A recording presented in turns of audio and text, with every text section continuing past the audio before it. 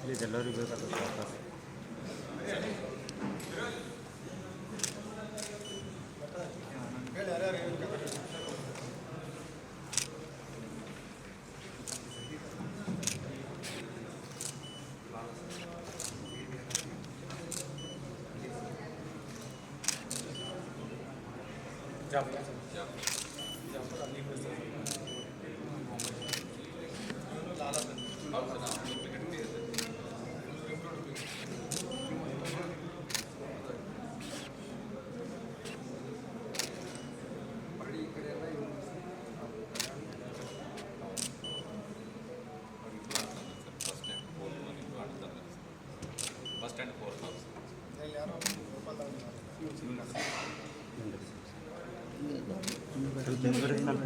ಇದು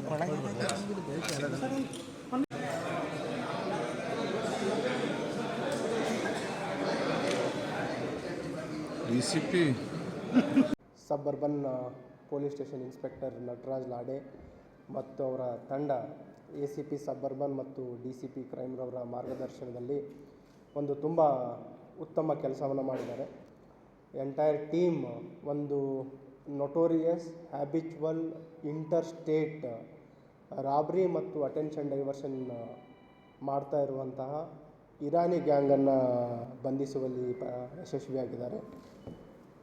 ಈ 7 ಜನ ಏನು ಇರಾನಿ ಗ್ಯಾಂಗ್ ಮೆಂಬರ್ಸ್ ಇದ್ದಾರೆ, ಅದರಲ್ಲಿ ಕೆಲವರು ಮಹಾರಾಷ್ಟ್ರದ ಬೇರೆ ಬೇರೆ ನಗರದವರಿದ್ದಾರೆ. ಪರಳಿಯವರಿದ್ದಾರೆ, ಪುಣೆಯವರಿದ್ದಾರೆ, ಮುಂಬೈಯವರಿದ್ದಾರೆ ಮತ್ತು ಇನ್ನೊಬ್ಬನು ಪಕ್ಕದ ಭೂಪಾಲ್ನ ಮಧ್ಯಪ್ರದೇಶದ ಭೂಪಾಲ್ನೂ ಕೂಡ ಅಲ್ಲಿದ್ದಾರೆ. ಸೊ ಒಟ್ಟು ಈ 7 ಜನ ಆರೋಪಿಗಳ ಬಂಧನ, ಅವರಿಗೆ ಒಂದು ಅನುಮಾನಾಸ್ಪದವಾಗಿ ಒಂದು ತಂಡ ಓಡಾಡೋದ್ರ ಬಗ್ಗೆ ಮಾಹಿತಿ ಬರುತ್ತೆ. ತಕ್ಷಣ ಕಾರ್ಯಪ್ರವೃತ್ತರಾಗಿ 7 ಜನರನ್ನು ಬಂಧಿಸುವಲ್ಲಿ ಯಶಸ್ವಿಯಾಗಿದ್ದಾರೆ.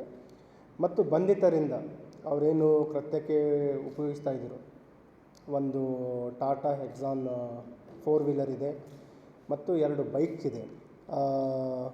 2 ಬೈಕು ಮತ್ತು 1 ಕಾರ್. ಅದರಲ್ಲಿ ಮತ್ತೆ ಅವರು ನಂಬರ್ ಪ್ಲೇಟನ್ನು, ಫೇಕ್ ನಂಬರ್ ಪ್ಲೇಟನ್ನು ಕೂಡ ಬಳಸಿದ್ದಾರೆ. ಇಲ್ಲಿ ಕರ್ನಾಟಕದಲ್ಲಿ ಓಡಾಡಬೇಕಾದ್ರೆ Karnataka number plate, fake number plate ಹಾಕ್ಬೋದು. ಮಹಾರಾಷ್ಟ್ರದಲ್ಲಿ ಓಡಾಡಬೇಕಾದ್ರೆ ಮಹಾರಾಷ್ಟ್ರದಲ್ಲಿ ಫೇಕ್ ನಂಬರ್ ಪ್ಲೇಟ್ ಹಾಕ್ಬೋದು. ಸೊ ತುಂಬ ಪೂರ್ವ ನಿಯೋಜಿತವಾಗಿ ರೂಢಿಗತ ಅಪರಾಧಿಗಳ ಒಂದು ತಂಡ. ಇನ್ನೊಂದು, ಇವರ ಬಂಧಿತರ ಒಂದು ಆರಂಭದ ಹಂತದಲ್ಲಿ ವಿಚಾರಣೆಗೊಳಪಡಿಸಿದಾಗ ಯಾವುದೂ ಮಾಹಿತಿ ನೀಡಿರಲಿಲ್ಲ. ಯಾವುದೇ ಅಪರಾಧಗಳು ಫಸ್ಟ್ 2 ಡೇಸ್ ಯಾವುದೂ ಅಪರಾಧಗಳ ಬಗ್ಗೆ ಅವರು ಮಾಹಿತಿ ನೀಡಲಿಲ್ಲ. ಮತ್ತು ಚಲನವಲನ ಮಾಡಬೇಕಾದ್ರೂ ತುಂಬ ಪ್ರಿಕಾಷನ್ಸ್ ತೊಗೋತಾರೆ. ಒಂದು ಸ್ಟೇಟಿಗೆ ಹೊರಡಬೇಕಾದ್ರೆ ಹೊಸ ಮೊಬೈಲ್ ಫೋನ್ಗಳನ್ನು, ನಂಬರ್ಗಳನ್ನು ಬಳಸುವಂಥದ್ದು ಅದನ್ನು ಮಾಡ್ತಾರೆ. ಆಮೇಲೆ ಇಲ್ಲಿ ನಾವು ಪೊಲೀಸ್ ಕಸ್ಟಡಿ ತೆಗೆದುಕೊಂಡು ವಿಚಾರಣೆಗೊಳಪಡಿಸಿದಾಗ ಅಕ್ಕಪಕ್ಕದ ಕರ್ನಾಟಕ, ನಮ್ಮ ಜಿಲ್ಲೆಯಲ್ಲಿ ಯಾವುದೂ ಅಪರಾಧ ಆಗಿರಲಿಲ್ಲ. ಅವರು ಬಂದು 1-2 ದಿನದಲ್ಲೇ ನಮಗೆ ಮಾಹಿತಿ ಬಂತು, ಅರೆಸ್ಟ್ ಮಾಡಿದ್ವಿ. ನೆಕ್ಸ್ಟ್ ಇಲ್ಲಿ ಬಂದು ಅಕ್ಕಪಕ್ಕ ಕೆಲವು ಕಡೆ ಹೋಗಿದ್ದು ಬಗ್ಗೆ ನಮಗೆ ಮಾಹಿತಿ ಬಂತು. ಅಲ್ಲಿ ನಾವು ಮಾಹಿತಿ ಕಲೆ ಹಾಕಿದಾಗ ಪಕ್ಕದ ಏನು ತೆಲಂಗಾಣ ರಾಜ್ಯ ಇದೆ, ಅಲ್ಲಿ ಮೆಹಬೂಬ್ ನಗರದಲ್ಲಿ ಒಂದೇ ದಿನದಲ್ಲಿ 3 ಅಪರಾಧಗಳನ್ನು ಮಾಡಿರೋದು ಬೆಳಕಿಗೆ ಬರುತ್ತೆ. ಆ ಅಪರಾಧಗಳನ್ನು ಮಾಡಿ ಅವರು ಬಂದಿದ್ದು ಇಲ್ಲಿ ಗುಲ್ಬರ್ಗ ಶೆಲ್ಟರ್ ತೊಗೊಳ್ಳಿಕ್ಕೆ. ಇಲ್ಲಿ ಅವ್ರದ್ದೆಲ್ಲ ವೆಹಿಕಲ್ ತಪಾಸಣೆ ಮಾಡಿದಾಗ ಅವ್ರೇನು ಕಾರ್ ಇತ್ತು, ಕಾರ್ದು ಒಂದು ಮಿಡ್ಲ್ ಸೀಟ್ ಹ್ಯಾಂಡಲ್ ಒಳಗಡೆ ಅವ್ರೇನು ಅಪರಾಧ ಮಾಡಿದ್ರು ಅದನ್ನು ಬಚ್ಚಿಟ್ಟಿದ್ರು. ಅದು ಏನು ಅವರು ಅಪರಾಧ ಮಾಡಿದ್ರು ಇಂಟ್ಯಾಕ್ಟ್ 3 ಚೈನ್ಸ್ ಇಲ್ಲಿ ತಮ್ಮ ಎದುರುಗಡೆ ತೋರಿಸ್ತಾ ಇದ್ದೀವಿ. ಮತ್ತು ಇವ್ರ ಮೋಡಸ್ ಆಪರೆಂಡಿ ಯಾವ ರೀತಿ ಅಂತಂದರೆ, ಒಟ್ಟು 7 ಜನರಲ್ಲಿ 2 ಜನ ಪೊಲೀಸ್ ಸಬ್ ಇನ್ಸ್ಪೆಕ್ಟರ್ ಥರ ಇರ್ತಾರೆ. ಅದರಲ್ಲಿ ಫೇಕ್ ID ಕಾರ್ಡ್ಗಳು ಮಾಡಿದ್ದಾರೆ.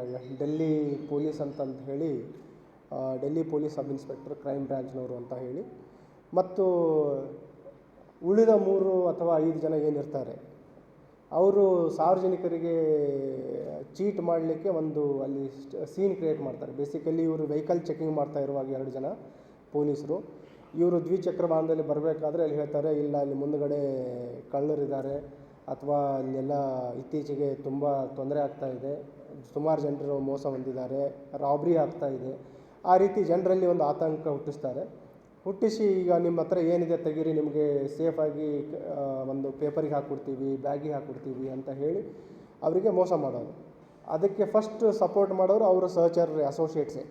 ಹೌದಾ ಸರ್, ಹಾಗಿದ್ದರೆ ನಾನು ಕೊಡ್ತೀನಿ ಅಂತ ಹೇಳಿ ಅವ್ರ ಪಾಕೆಟಲ್ಲಿರುವ ದುಡ್ಡನ್ನು ಅಥವಾ ಕೊರಳಲ್ಲಿ ಅಥವಾ ಕೈಯಲ್ಲಿ ಹಾಕ್ಕೊಂಡಿರುವ ಫೇಕ್ ಗೋಲ್ಡನ್ನು ಹಾಕ್ಕೊಂಡಿರ್ತಾರೆ ಅವರು, ಅವುಗಳನ್ನು ಅವ್ರ ಕೈಯಲ್ಲಿ ಕೊಡ್ತಾರೆ.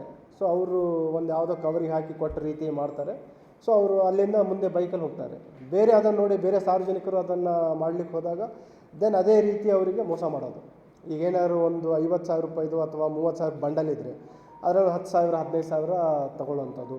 ಗೋಲ್ಡ್ ಚೈನ್ ಇದ್ದರೆ ಅದರಲ್ಲಿ ಬೇರೆ ಯಾವುದೋ ಒಂದು ಸಾಮಾನು ಇಟ್ಟು ಆ ಗೋಲ್ಡ್ ಚೈನನ್ನು ಅವರು ಪಾಕೆಟಿಗೆ ಹಾಕ್ಕೊಳ್ಳೋವಂಥದ್ದು.